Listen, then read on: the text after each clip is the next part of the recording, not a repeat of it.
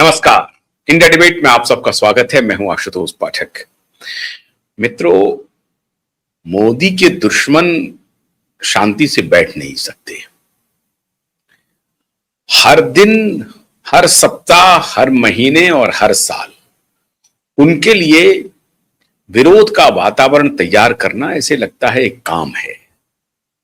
करना चाहिए, वैसे अपोजिशन में है, सत्ता की खिलाफत होती रहनी चाहिए और ये जरूरी भी है। लेकिन सत्ता की खिलाफत सिर्फ सत्ता पाने के लिए करें, अपने कार्यकाल को भूल जाएं, तो ये चलेगा नहीं। कुछ दिन पहले प्रधानमंत्री मोदी ने सोने को लेकर के वही बात कही थी और हमने विस्तार से उसको बताया था, समझाया था। आप सबका बहुत स्नेह भी मिला, उस वीडियो को काफी सफलता मिली। मैं एक बार फिर से यह अनुरोध करना चाहूंगा कि मैं इस कार्यक्रम की जो भी शुरुआत किया हूं, आगे चर्चा बढ़ाने के पहले, कि हमारा जो QYIB.in है अंग्रेजी का और PrakashTV.in है हिंदी का, और हमारे फेसबुक पेज को और हमारे एक्स के प्लेटफॉर्म को जरूर फॉलो कीजिए। ये बहुत बड़ा सहयोग होगा QYIB नेटवर्क के प्रति आप सभी दर्शकों का। अब चर्चा कर रहे हैं कि कुछ दिन पहले हमने ये बताया था कि क्यों मोदी ने सोने को लेकर के इतनी बड़ी टिप्पणी की थी, और वो बात अब आपको समझ में आ गई होगी। सोने का पूरा गेम प्लान आपको समझ में आ गया होगा। लेकिन प्रत्येक दिन मोदी को इस तरह के गेम प्लान से दो चार होना पड़ रहा है। अभी एक बड़ा गेम प्लान फिर शुरू हो गया और ये अक्टूबर तक ये गेम प्लान चलेगा, और इस दौरान पूरी तरह से भड़काने की कोशिश होगी। सड़कों पर लोग आएंगे। अभी से मैं कह रहा हूं, इसकी पूरी तैयारी बन गई है। मोदी को घेरने की पूरी व्यूह रचना तैयार हो गई है। इस बार व्यूह रचना क्या है? एक व्हाइट गोल्ड आया है, और उस व्हाइट गोल्ड का चक्कर यह है कि उसको आप खाते हैं, उसके बिना आप रह नहीं सकते। और वो व्हाइट गोल्ड क्या है? वो व्हाइट गोल्ड है चीनी। लेकिन इस चीनी को नमकीन बनाया जा रहा है, इसकी मिठास को कम की जा रही है। जब ये चीनी नमकीन हो जाएगा तो खारा लगने लगेगा, और इस खारेपन में सरकार धुल जाएगी। तैयारी यही हो रही है। मैं क्यों ये बात कह रहा हूं? पिछले एक दो सप्ताह के अंदर, और ये अभी और आगे होने वाला है मामला, 47-48 रुपए से प्रति किलोग्राम चीनी की कीमत 55-56 रुपए पहुंच चुकी है। और ये चीनी 60 तक, कहीं कहीं तो 60 रुपए भी किलो बिक रही है। 10-10 रुपए का, 11-12-15 रुपए का इजाफा चीनी की कीमत में हो जाए तो ये छोटी घटना नहीं है। चलिए 50 पैसे हो जाए, 1 रुपए हो जाए, 1.5 रुपए तक चलेगा, 2 रुपए तक महंगाई चलेगी। लेकिन 10 से 15 रुपए तक का इजाफा हो जाए प्रति किलो, तो आपको गेम समझना चाहिए। गेम समझना चाहिए कि ये चीनी का ये नॉर्मल खेल नहीं चल रहा है, खेल बड़ा तगड़ा है। लेकिन सरकार ने इस खेल को पकड़ लिया है। तो पहले खेल बताते हैं, फिर सरकार का जो क्रैकडाउन है वो भी बताते हैं। खेल क्या है? खेल यूं हुआ कि थोड़ी अतिवृष्टि कहीं हो गई और थोड़ी कहीं कम बारिश हुई, तो गन्ने की जो पैदावार है उसकी जो अपेक्षा थी उससे थोड़ा सा कम पैदावार होने की संभावना आई।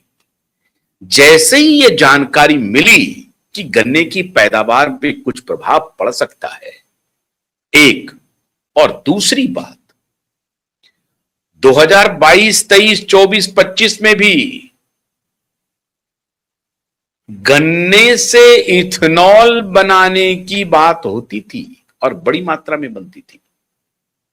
जो टोटल गन्ना प्रोड्यूस है उसका तकरीबन 10% आजकल इथेनॉल के प्रोडक्शन में यूज हो रहा है। मतलब जो शुगर केन है, जो गन्ना है, उससे जो जूस निकल रहा है, उस जूस से इथेनॉल बनाने में डायरेक्ट प्रयोग भी हो रहा है।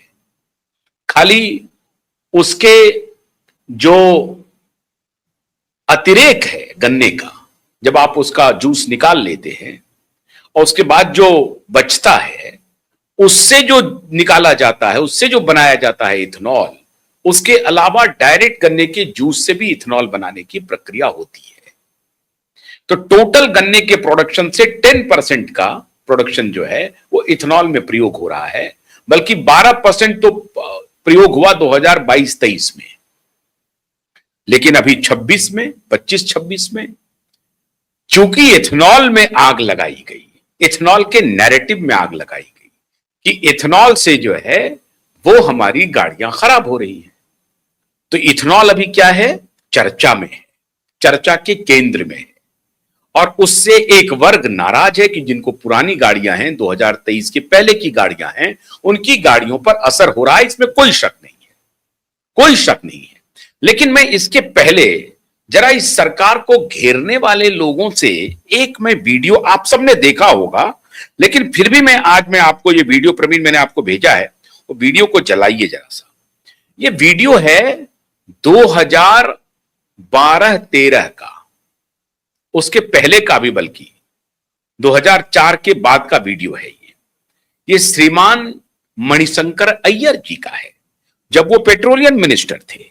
मणिशंकर अय्यर जी ने पार्लियामेंट में कहा कि सरकार ने सिर्फ 2 लाइन का नोट जारी नहीं किया है, सरकार ने नोट जारी करने के साथ साथ अपनी प्रतिबद्धता प्रदर्शित की है कि बाय हुक एंड क्रुक हम पेट्रोल में एथेनॉल की ब्लेंडिंग की जो प्रक्रिया है उसको मजबूत करेंगे आने वाले दिनों में। मतलब यह हुआ कि पिछली सरकार भी एथेनॉल ब्लेंडिंग को लेकर के आगे बढ़ रही थी। क्या इरादा था उनका? ऐसा तो था नहीं कि किसानों को सिर्फ फायदा पहुंचाना उनका इरादा था। इरादा क्या था?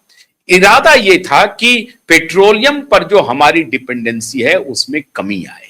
हम पेट्रोल आयात करते हैं, आप सबको पता है, बताने की जरूरत नहीं है, आयात करते हैं, उस पर हमारी डिपेंडेंसी है। 14 लाख 15 लाख करोड़ रुपए सालाना हम खर्च कर रहे हैं पेट्रोल के आयात पर, डीजल के आयात पर। उस पर हमारी डिपेंडेंसी कम होगी, इसलिए हम ऑल्टरनेट एनर्जी जो पेट्रोलियम के साथ ब्लेंड करके हम चला सकते हैं, वो इथेनॉल है। तो इथेनॉल के बारे में मोदी की कोई भूमिका नहीं है, इथेनॉल के बारे में मनमोहन सरकार की बड़ी भूमिका है, लेकिन उस पर कुछ नहीं बोला जा रहा है। गाड़ियां खराब हो रही हैं तो इसकी जिम्मेदारी तो मनमोहन सरकार को लेनी चाहिए, क्योंकि इंट्रोड्यूस इन्होंने किया, नई सरकार ने उसको और आगे बढ़ाया। अब नई सरकार में जो एक मंत्री हैं, उनके पुत्र जो हैं इस तरह के व्यवसाय करते हैं, इथेनॉल बनाने का काम करते हैं, तो उनकी कंपनी को लाभ भी हो रहा है, तो वहां से इसको थोड़ा सा फ्लिप दे दो और कह दो कि मोदी सरकार तो अखंड भ्रष्टाचार में डूबी हुई है, उनके जो कैबिनेट मिनिस्टर हैं उनके पुत्र व्यापार कर रहे हैं। यह फ्लिप दिया गया। लेकिन इस पूरे प्रकरण में मनमोहन सिंह सरकार ने इथेनॉल ब्लेंडिंग के काम की शुरुआत की थी, इस सच को छिपाया गया।